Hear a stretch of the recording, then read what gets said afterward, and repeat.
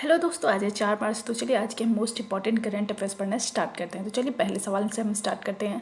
हाल ही में केंद्र सरकार द्वारा साल 2035 तक समुद्री परिवहन क्षेत्र में कितने अरब डॉलर निवेश करने की घोषणा की गई है? तो 82 अरब डॉलर निवेश करने की घोषणा की गई है।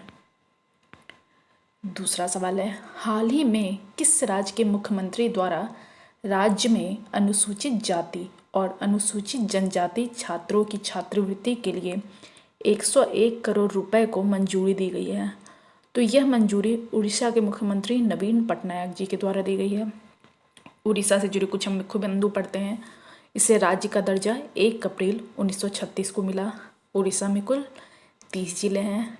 प्रसिद्ध नृत्य ओडिसी है। प्रसिद्ध त्यौहार पूरी रथ यात्रा है। नदियाँ महानदी ब्राह्मणी बैतरणी है। झील चिल्का झील है। यहाँ के गवर्नर गणेशी लाल हैं। मुख्यमंत्री हैं नवीन पटनायक। लोकसभा में कुल 21 सीटें हैं। राज्यसभा में 10 सीटें हैं। यहाँ के प्रथम मुख्यमंत्री थे हरिकृष्ण मेहताब। प्रथम राज्यपाल थे सर जॉन ऑस्टिन। तीसरा सवाल है, हाल ही में लोकसभा और राज्यसभा टीवी का विलय करने के बाद इसका क्या नाम रखा गया है? तो इसका नाम संसद टीवी रखा गया है।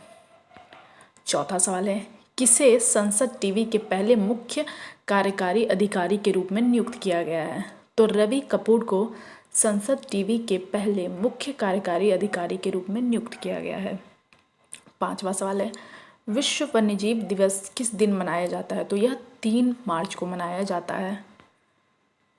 छठा सवाल है, हाल ही में एक बहुराष्ट्रीय अभ्यास डेजर्ट फ्लैग की मेजबानी कौन सा देश कर रहा है? तो इसकी मेजबानी संयुक्त अरब अमीरात कर रहा है। इस अभ्यास में भारतीय वायुसेना के Su-30 MKI फाइटर जेट और C-17 विमान भाग लेंगे। इस अभ्यास में 10 देश भाग लेंगे, जिनमें भारत, अमेरिका और फ्रांस भी शामिल है। सातवां सवाल है, हाल ही में अर्जेंटीना में पता लगाए गए जीवाश्मों का नाम क्या है? तो इसका नाम है टाइटनोसोर। यह लंबे गर्दन वाला पौधे खाने वाला डायनासोर था। निजा टाइटन जाप्ताई इस नई खोजी गई डायनासोर प्रजाति के जीवाश्मों का नाम है। यह 140 साल पहले क्रेटेशियस पीरियड के दौरान रहते थे। आठवां सवाल है, श्रीलंका किन देशों के साथ मिलकर कोलंबो पोर्ट में वेस्ट कंटेनर टर्मिनल विकसित करेगा? तो यह भारत और जापान के साथ मिलकर करेगा।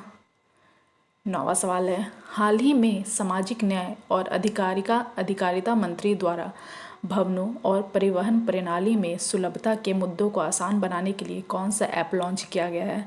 तो इसके लिए सुगम्य भारत ऐप लॉन्च किया गया है। सामाजिक न्याय और अधिकारिता मंत्री हैं थावर चंद गहलोत। 10वां सवाल है, हाल ही में एरोस्पेस कंपनी बोइंग द्वारा दुनिया का पहला पायलट रहित लड़ाकू विमान जैसा जेट प्रोटोटाइप विकसित किया गया है। बोइंग किस देश की एरोस्पेस कंपनी है? तो यह अमेरिका की है। तो चलिए दोस्तों, अगर आप लोगों को मेरा वीडियो पसंद आया हो तो इसे लाइक कीजिए, शेयर कीजिए एंड सब्सक्राइब कीजिए। Thank you.